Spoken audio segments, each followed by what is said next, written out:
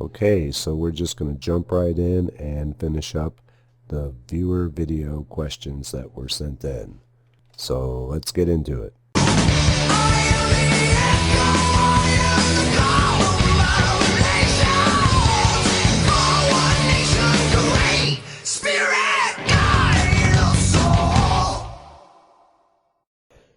If my birthday does help, if you want to view my natal chart or something for additional information, it's January 31st, 1994. Again, it's January 31st, 1994. The location of my birth was Phoenixville, Pennsylvania, and then the exact time was 11:23 a.m. And as always, thanks for the videos, man. You're doing an excellent job. You're reaching out to various people. I've been with you since you were at like 1,000 subscribers. Now you're almost 10,000. But anyway, keep it up, man. All right, so we take a brief look at your chart, and we notice right away that there's not a lot of planet placements in fire signs. And so, as with George before you, there's a need to take the initiative, to take action, regardless of how you feel, to have to power through things, because when you don't have a lot of fire, you're going to have to make up for it. And you're just going to have to remind yourself repeatedly to always move the ball forward, to always take action. You have Jupiter in Scorpio, which explains your wanting to expand your knowledge of the occult. And you have Venus and Mars in Aquarius in the 10th house. In fact, you have 4 planets in Aquarius. Aquarius is fixed air, and it is a sign of rebellion and freedom, but also of original thought, going against the norm and the typical ways of thinking.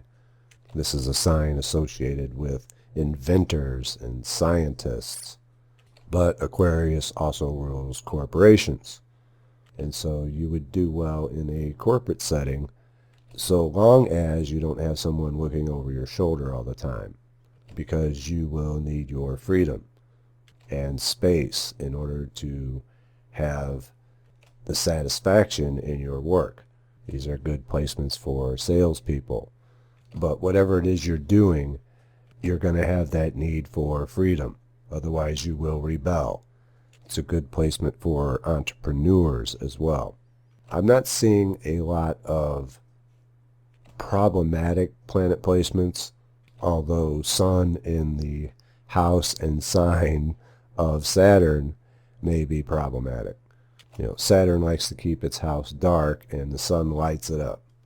Metaphorically speaking, this can bring you recognition, but that's not always a good thing. Everybody seems to know who you are when you have Sun in a Saturn sign or house.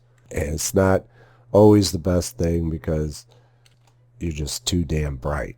You know what I mean? So I have Sun in Capricorn. I know what that's like to be recognized even by the sound of my voice. The thing about this placement is that Sun is all about the individual, while Saturn, and especially Aquarius, is about groups and organizations. As the saying goes, there is no I in team. And this could be one of those issues with this placement. As long as the Sun can play by Saturn's rules, which is difficult for Sun to do because it is an opposite polarity, but if it can obey the rules of the house, whose house it is makes the rules, and if it can defer to Saturn's authority, then you'll have a much easier time. And it's just difficult for Sun in Aquarius. Aquarius is all about rebellion, to defer to any type of authority, but it may come down to you having to be part of a group in whatever it is that you're doing. So if you're a salesperson, you'd be part of a sales team. If you're an entrepreneur, you're going to have people you're working with to further your goals. Now, a good thing about having them in the 10th house of career and status is that it's also about honors. These placements that you have in the 10th house can bring you great honors. being well respected in whatever field it is that you are in, and being at the top of your field as well. Sun, Venus, and Mars are very powerful planets to have in the house of career and honors. But you're just going to have to motivate yourself. And I appreciate you sending in the question. So thank you.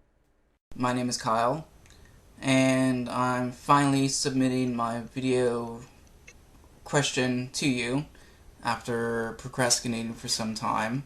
I kind of felt the impression to do this before the first video that you reviewed, but like I said, I'm a bit of a procrastinator. Sometimes I like motivation to do things, and I think that's mostly just because I'm a little bit lazy. But after seeing how you did with George's video, I felt I need to get up off my hind end and actually start doing it and take action, so to say. First of all, I want to start off by saying thank you very, very much for your videos and your education. I felt like I was meant to receive those. It's been a very good educational supplement to my practice. I've been practicing since 2003. Started with Wicca and kind of branched off from there. I got into hoodoo, some Western ceremonial. I've basically been all over the occult field, learning this, that, and the other. And I think right now I'm focusing more on Western ceremonial magic. I don't really consider myself Wiccan. I do classify myself as pagan. Simply because I just like the umbrella term, and I don't like myself being narrowly defined by just one single thing. My question mostly involves the placement of my planet within my natal chart. Now, I'm not expecting you to do a full treatment of my natal chart like you did with George. I'm mostly concerned with just 2 planets in their positions, mostly my Venus and Mars. And that's because in watching some of your videos, you did mention that best way to find your purpose is to take your Mars and your Venus in their sign and their houses and put those 2 things together. And that's pretty much what I did. And I reviewed different sources for natal charts, and I came across what I think was the most accurate. And to give you a little bit of information about myself, bear in mind I'm dyslexic. My sunshine. You are my sunshine, my only sunshine. You make me happy when skies are gray. You never know me, how much I love you. Please don't take my sunshine away. My sun sign is Virgo. My moon sign is Virgo as well. Both my moon and sun are in Virgo. My Mars and Venus are both in Libra, and this is where I get my confusion, because both my Mars and Venus are in the same sign. They're in different houses, but they're in the same sign. They're both in Libra. So, how would I go about putting those 2 things together? My Mars is in my 9th house, and that corresponds, from what I can understand and learn, with higher education, spiritual endeavors, learning in general. And that fits perfectly. In fact, when I did my natal chart and I came across that and found out that Mars is what you have a passion for, it kind of was a slap in the face. It's like, well, yeah, that fits. Because I've always been educationally oriented. I've always wanted to learn more things. I've had a higher sense of spirituality. When I was a kid, I told my mom I either wanted to be a teacher, preacher, or something, and then I evolved into wanting to be a writer. And I still want to be a writer. I'm just kind of lacking a bit of motivation. And I think that's mostly because I kind of gotten a little bit lazy with myself. Well, you're not having the motivation because that's not where your Mars is. If your Mars was in Gemini, you'd have all the motivation you need to write continuously. But you're saying that's in Libra in the 9th house. Now, if you wrote in a teaching aspect, because the 9th house is not only about higher learning, but it's teaching as well. Then that would provide you with more motivation to write than to say just stories or works of fiction. Now, when I say combine Mars and Venus, that's because most people don't have their Mars and Venus in the same sign and house. If you do, then it makes it even that much easier. There's no need to combine them because that's where your motivation is and what you love doing and what you will be loved for doing. Libra is ruled by Venus and is at home there. Libra has everything to do with relationships, balance, always weighing the options, justice, the legal system, and to some extent arts, beauty, although that's more of Libra's other sign in Taurus.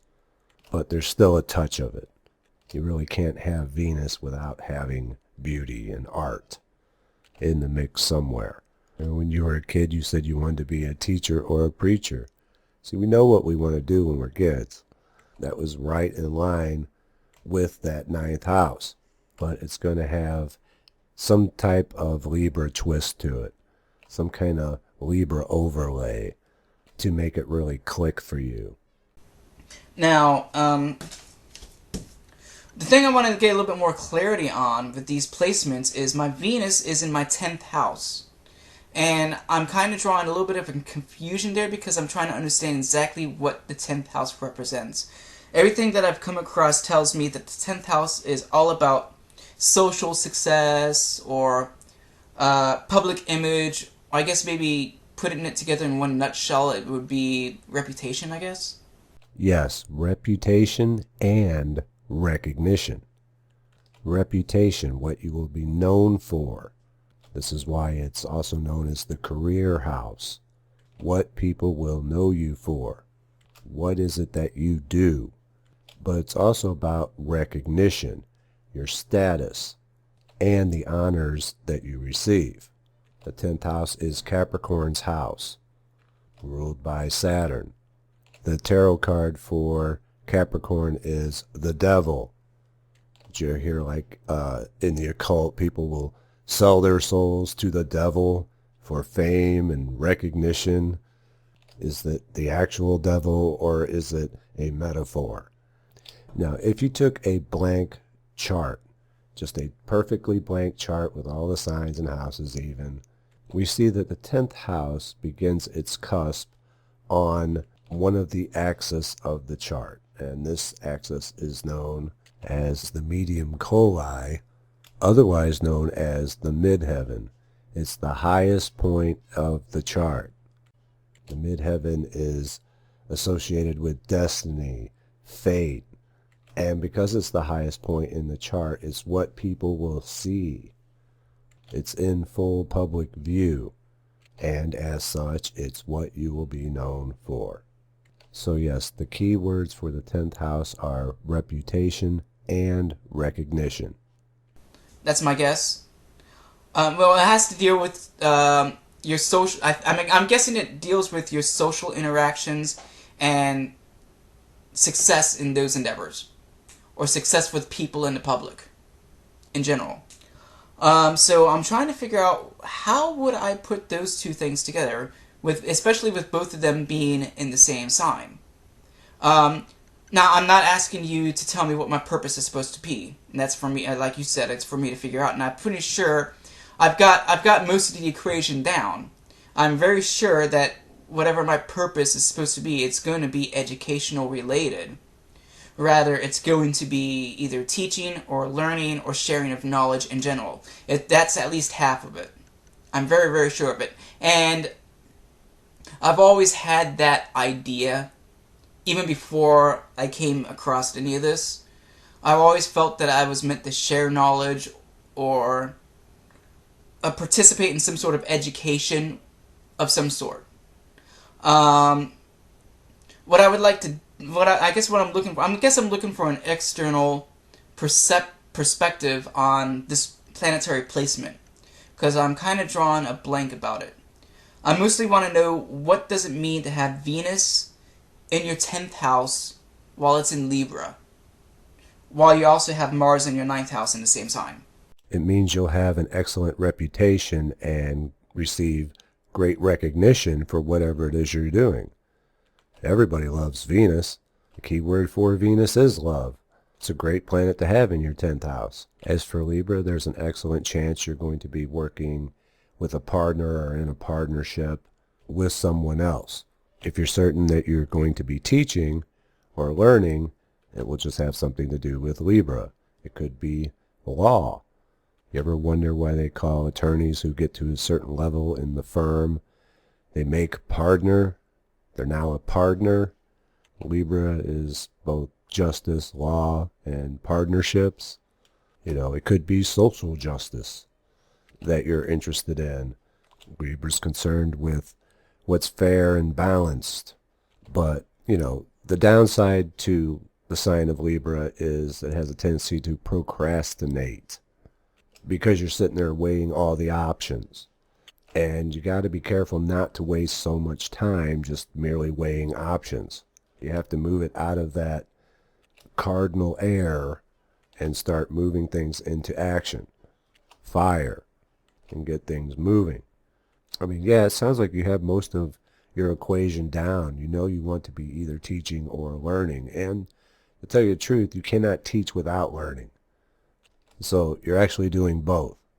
As I sit here and do video lessons and having focused on putting out a video for so long and then I let it go, I'll have a wealth of new information come to me. Libra is associated with marriage as well. You may be a marriage counselor or wedding planner. So my advice would be just to look at keywords for Libra and figure out which of those you would like to teach or preach or get all philosophical about. And if you do that, Venus will just take care of the career part of it for you, the reputation and recognition that you'll receive. So to answer your question, Venus and Libra in the 10th house means that you cannot lose in whatever it is you choose to do for your career, so long as you're able to choose. And I think if I get a little bit more clarity on that placement, I'll get a better idea of how best to pursue my purpose and the means by which to go about it. I am aware that Libra does have associations with justice, law, judicial systems, and whatnot, because the scales, the balance. I really don't like the idea of doing legal education or becoming a lawyer. I honestly don't think that is what it's meant to be. But if it is what it is. And like you didn't feel like you really didn't want to do the videos at first. I don't think I really would want to become a lawyer. That's just not in it for me.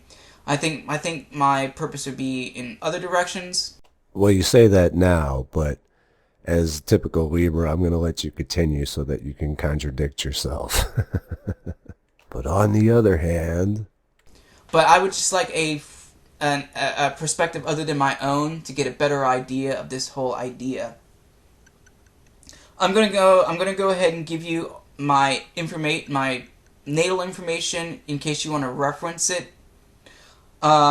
Just for references, like I said before, I'm not looking for you to do a whole breakdown or analysis of my natal chart. I know your time is very valuable, and you really don't have time to do people's natal charts, and I know a lot of people ask you to do those, and I'm really not trying to go that route. I just want to get a better understanding of this placement and what it would mean for me in my pursuit.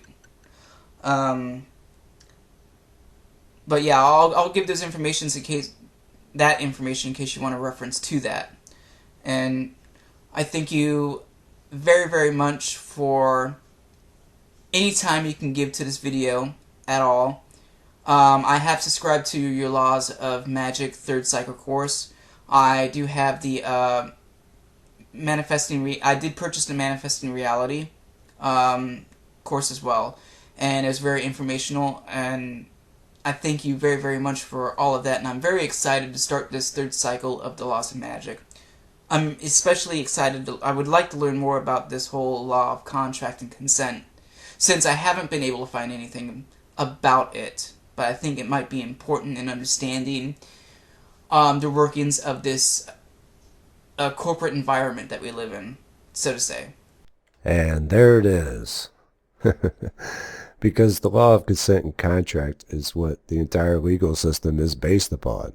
See, all law now is commerce law. And in order to engage in commerce, you have to have a contract, and you can't enter a contract without consent. So you say you're not interested in law, but you also know that the law of consent and contract is somehow involved in what you're seeking. And that's a really long topic to get into right now. But if you're interested in getting a start on that, I would recommend reading the ebook, and you can find it on PDF right when you type this in Google. How I Clobbered Every Bureaucratic, Cash Confiscatory Agency Known to Man by Mary Elizabeth Croft. Just type in How I Clobbered and it should come up. I also recommend watching 2 videos by Robert Arthur Menard. The first one is called Bursting Bubbles of Government Deception, and the second one is called The Magnificent Deception. And you can find both of those on YouTube. Just a little extra out there. But hey, okay, anyway, I'm going to cut this short. I don't want this to be a ramble. Like I said, thank you very, very much, and peace and blessings. Well, it wasn't all that short. It was just as long as George's ramble. But, you know, that's fine, whatever. I did take a look at your chart, and there's nothing really in here that would contradict what we were talking about. Your Venus is conjunct your midheaven, which is excellent. And the 10th house is Capricorn's house, and you are a Capricorn ascendant. If you balance your 9th house with Libra, all things Libra, you should do very well for yourself. The only point of contention in your chart may be the partnership aspect of it, as you have Jupiter in the 7th house, which could be your relationship with someone else or a partnership, as we have previously discussed. And it is square Venus in your 10th house. So you're going to have to find a way to balance those out. Usually when you see a square between those houses, it's the typical trying to balance career with relationship type of thing. But in your case, it may be a partnership of sorts. Only time will tell.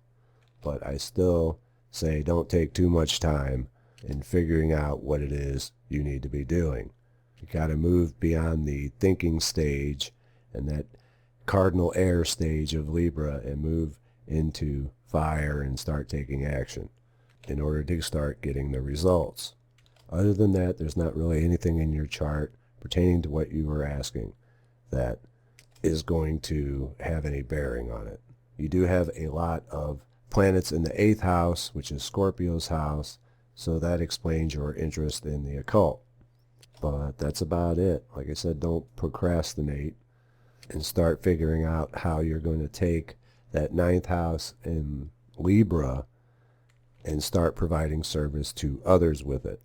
I'm glad to hear you're taking the Laws of Magic 3rd cycle, and anyone else wanting to sign up for that, time is very limited as it's going to start here on October 29th. You must be signed up before then, or you will not be able to until next year. And that will about do it for today. I want to thank everyone who sent in a video question for this 10,000 subscriber milestone that we have surpassed. And for those of you who did send in a video question that I've responded to in these past 3 videos, I'm going to offer you a free program of your choice, Words of Power, Manifesting Reality, or the Secrets of Wealth audio program. Now, if you already have all of those, then I guess you're going to have to wait till the next program that comes out.